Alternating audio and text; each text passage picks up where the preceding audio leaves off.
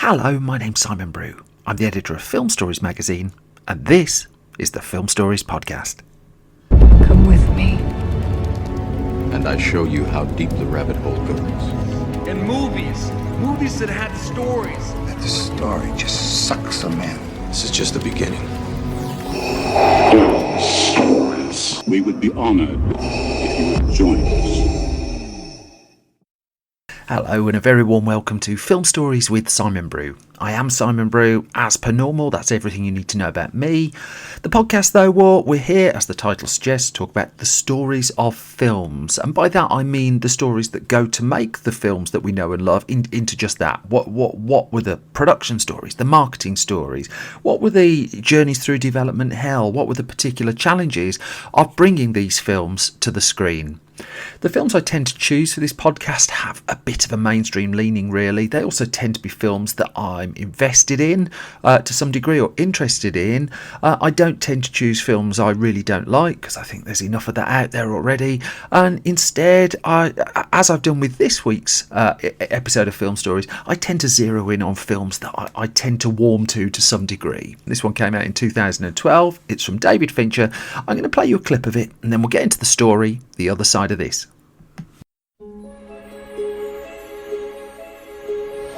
4,200 square feet, 4 floors. Hardwood floors throughout, as many as 6 working fireplaces. Oh my God, it's huge. Yes, I don't know if you have live-in help. No, it's just the two of us.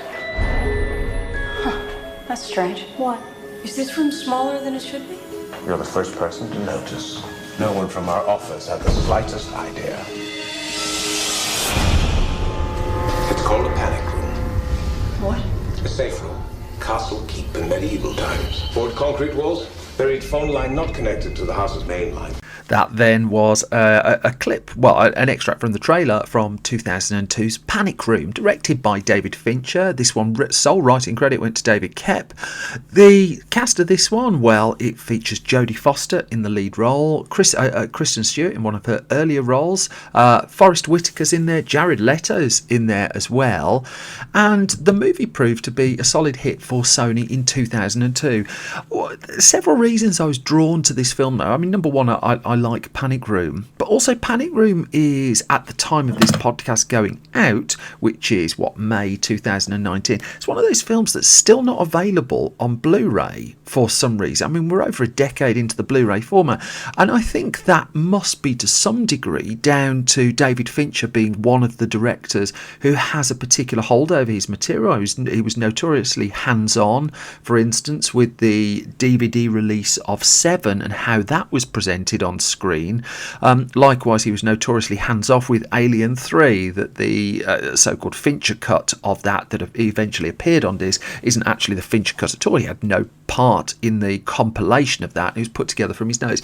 So I would imagine, although I don't know this for certain, that the reason we don't get Panic Room on Blu-ray as of yet is down to him, in the same way James Cameron has held the release of The Abyss and True Lies until he's particularly happy with them.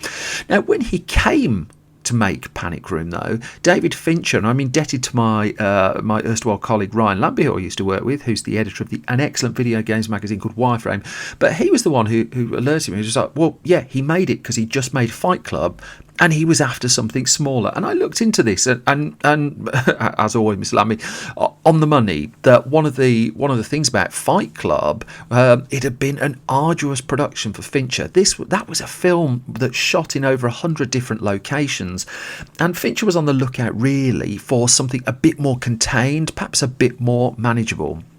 It was also a film that came together really quite quickly as well. The genesis of it actually goes back only to the year 2000, so that's a couple of years before we actually got the final release of the movie, where screenwriter David Koepp was reading an article, first of all in the New York Times, about wealthy people who had panic rooms in their homes, somewhere to retreat in case invaders came in, a safe room effectively, and he came up with the idea of turning that into a film. And this was a fast process by standards, that Koepp apparently wrote the first draft of the screenplay in just 6 days. And of course there was some refinement after that, but so firm was the idea in his head that he put it together very, very quickly for that first draft. And things steamrolled from there. That Sony got interested in the movie, and we're still in 2000. I mean, I've done episodes of Film Stories where the development of a film has gone on over a decade in some cases. Came up with the idea after reading an article in 2000, wrote the screenplay in 2000. Sony bought the film, bought the spec script that he'd written for $4 million in 2000, and it wasn't going to hang around on getting the film made either. That Sony briefly, for instance, had Ridley Scott circling the project with an idea that he might direct the film. Also in the mix was Forrest Whitaker. Now, Forrest Whitaker, of course, would take on a role in the finished movie, but he's got a background in directing movies as well. That he's directed films such as Hope Floats and Waiting to Exhale, and he was interested at one point, and he did explore the possibility of directing Panic Room, a job he ultimately decided he didn't want to pursue. So next on the list then was David Fincher, and even though Fight Club hadn't done great business, it was a widely respected film, and I think most people could watch that film and see that the person behind it clearly was a cut above most Hollywood directors at the time. And Fincher had an interest in it, as much as he feared that one or two people might perceive the film as a bit Home Alone-y. He's a huge fan of Hitchcock's work. I mean, you can see the influence of Rear Window. I love Rear Window. You can see the influence of Rear Window right the way through Panic Room. And also this script, well, it fitted the idea of something more contained. Now, Fincher then came aboard, but sometimes when a director comes aboard, they change the film dramatically. They bring in completely different writers. Not in this instance. That, in Fincher's view, David Koepp had a screenplay that worked. They did a couple of bits of tuning to it, but fundamentally, this was a project that was ready to go. Fincher wanted he wanted his sets to be practical, and that would come on to add to a budget in excess of what you may have expected for a film of this ilk. I'm going to come to that shortly. But the first challenge that the film faced was one of casting. So the chronology, just by nature of the way I'm telling the story, is just going to just dot around a little bit, but hopefully not too much. Casting wise, the lead role in the movie is the character of Meg, and in the film that we saw, she's a recent divorcee. She's got an 11-year-old daughter, and she moves into a 4-story home in New York City, one that has a panic room in it. So the film originally then, Fincher decided to cast Nicole Kidman in that lead role of Meg, and the film was designed around her. Her casting was in place. The sets were built with her stature, her height in mind, and she was not only was she all set to take the role on, she did take the role on. She'd come off making Baz Luhrmann's Moulin Rouge at this point, and filming would begin on Panic Room and would go on for 18 days before Kidman's was complaining about pain. And what it turned out that pain was an injury that she'd sustained, a fracture that she'd sustained while shooting Moulin Rouge, that got to the point where it was just not sustainable for her to carry on making the film. She needed to stop, and she needed to recover and recuperate, and that left Panic Room with a sizable problem. This was 18 days into production, 3 weeks into filming. At that point, originally, just to round off one or two of the other bits of casting, Hayden Panettiere, who would find fame with Heroes, she had originally won the role of Meg's daughter in the film, but before filming began, Kristen Stewart came in. Denzel Washington was linked with the film at one point, but I don't really get a sense that particularly pursued, and thus it was this Nicole it was a Nicole Kidman film. Filming had begun. I mean, this was a very fast start to finish. Filming had actually begun in January 2001, so less than a year after David Koepp had written that first script.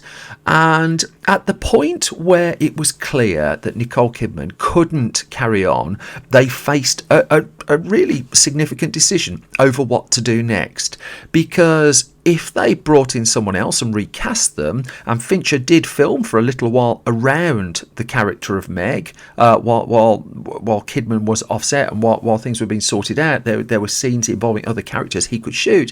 But nonetheless, if they carried on now, they would effectively have to restart the film and reshoot. Kidman couldn't carry on, so you're either going to shutter it for a year or whatever, and then find space back on Kidman's docket.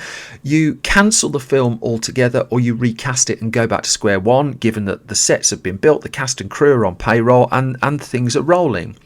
Fincher goes the story wasn't keen on starting again, and in fact, as the story goes, he was one of those mooting the idea of close the production down and just claim the insurance money, cut your losses and get out.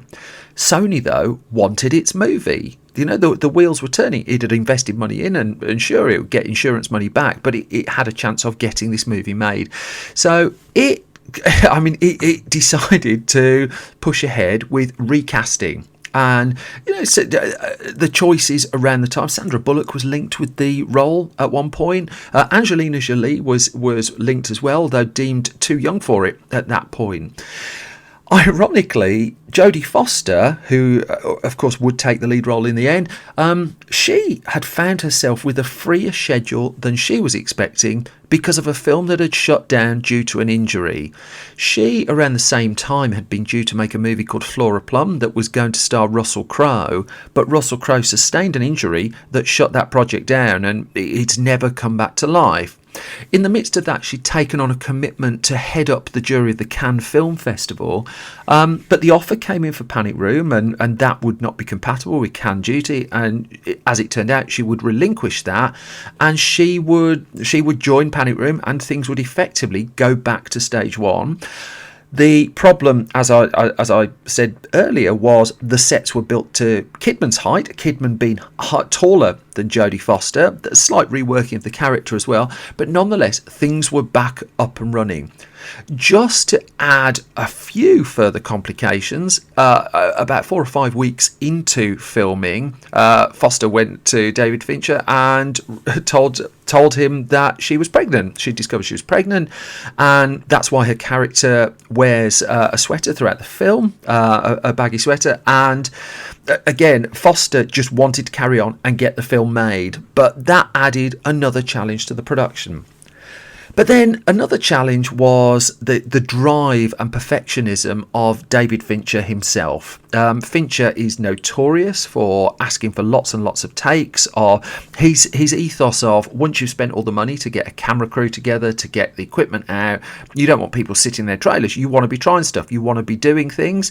And so the Panic Room, even though it was mainly a studio production set film, the same ethos applied. So even though this was a movie that David Fincher was trying to make to be more contained, he was still David Fincher. He was still doing many takes. In one shot in particular involving a bag, over 100 takes just for one shot. And as it turned out, Panic Room would take 120 days to film, and that's about the amount of what a modern day Marvel movie in terms of physical production. That he was so determined to get so much of what he wanted in camera and redoing it until he got it, that the schedule was just prolonged. I think it's the longest shoot Jodie Foster, for one, has ever done. And also, there were other little bits. I mean, he doesn't do shortcuts particularly. So there are scenes in the film that are seen both to us and also seen on the monitors in the Panic Room, and he would shoot them twice. There was no cheating there. So he and that again required the actors obviously to do the setups again, to go through the scenes again, and to get them right again. But in terms of giving some authenticity to the movie, that's what Fincher was driving for. It was a tough shoot. I mean, that much was clear. I mean, Darius Khondji, the original director of photography, quit the film after a few weeks and was struggling to work with Fincher. I mean, a story was put out at the time, and I think it was some time later that Fincher would admit that he was micromanaging a little bit too much, but nonetheless, Khondji left the production after filming had begun to be replaced by Conrad W. Hall. There was still problems, however. There were still hurdles that they had to get over, because the plan was to get the film into cinemas in February 2002. So again, that's less than 2 years after the first idea had popped up in David Koepp's head. And the problem was that Sony viewed the film, and it wanted a reshoot and it wanted one or two changes. So the opening scene, it wanted reshot. But there's that small matter that Jodie Foster needed to give birth, and did give birth. And as a consequence, once Sony decided it wanted some reshoot work doing, they had to wait, and that release date was postponed. Foster gave birth in the autumn of 2001, and they reconvened for the reshoots, the final scenes of the film, just 2 months after she'd given birth, and those scenes were shot in November of 2001. Again, Sony put together a test screening of the movie, and there were quibbles over the ending, to the point where they again wanted to do some changes to the film. I'm not going into detail on the ending. I do try and be spoiler light on these episodes, but one of they hit a problem with the changes that they're looking to do, in that by this time the sets had been packed away. Now, these were significant sets that had taken an awful long time to build, and Fincher had given himself a lot of flexibility within the sets. He got one or two duplicates of them so that he could move his camera around. I mean, even things like the amazing opening sequence, the amazing opening credits of the film, they took a year to do. That's the level of detail. This wasn't a throwaway pot boiler thriller, and those sets were. They built the apartment. Really, the set was real. Fincher wasn't wanting to rely on CGI, and it cost $6 million to build the sets and 3 months to make them. So by the time it came to the reshoots and them being packed away, once the question was, well, we want to film another ending. The guess was it was going to cost $3 million just to get everything together to be able to film to film those scenes. And so what they did in the end was they went in and looked at different cuts of. Fincher had given them a lot of material to work with in the cutting room, and they went back through it and found different shots and different moments just to slightly change the tone of it a little bit. In the end, it did all come together. That the filming was completed, and Sony got their movie into cinemas in March of 2002, March the 29th, 2002. Just one little aside: there is a moment where Jared Leto's character in the film catches fire, and just so you know that Fincher's drive for authenticity is such that Leto was set on fire.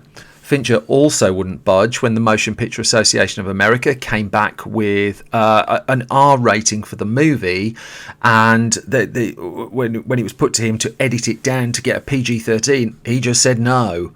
He wasn't having that at all, and there's an argument that may have hit its ultimate box office, but this was still a profitable production that eventually it cost $50 million to make the film, which for a set-based thriller is a lot of money, really.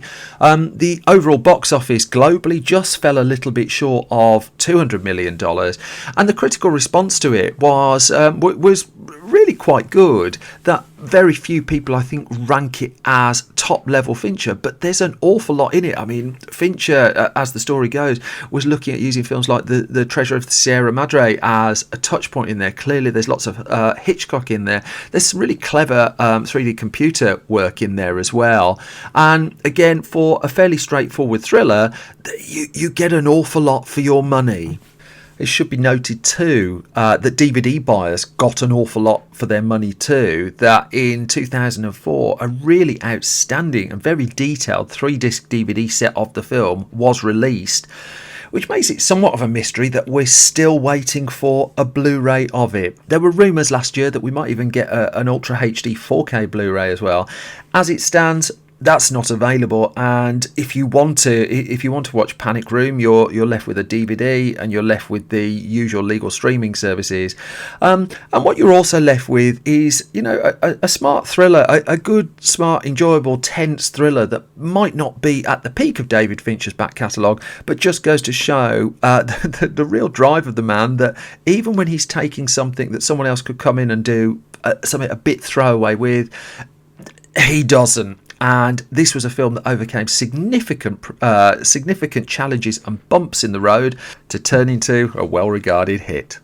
Film Stories is also a print magazine, and one that we're immensely proud of. It's an independent film magazine that's published monthly. The latest issue of it, we're up to issue 5. I'm working on issue 6, but we're up to issue 5, which is on sale now at the point that this podcast is being released. If you'd like to order a copy of that, please go to www.filmstories.co.uk. We're primarily mail order, and anything you can do to spread the word of it helps us enormously.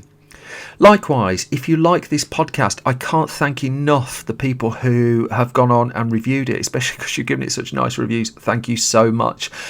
If you can subscribe, that helps enormously as well. This is an independent operation, and every little scrap of word of mouth we get just helps enormously and lets us continue being able to do what we want to do. And with that, we've come to the end of the latest episode of Film Stories with Simon Brew. First of all, thank you for listening. You can find me on Twitter at Simon Brew. You can find the entire Film Stories project on Twitter at Film Stories. Facebook, we live there as well, Film Stories Online. There's a whole host, and a growing whole host as well, of video film stories you can find on our YouTube channel. That's at youtube.com/Film Stories. I'll be back shortly with another batch of film stories in the next episode of the podcast. Until then, you all take care, and bye-bye.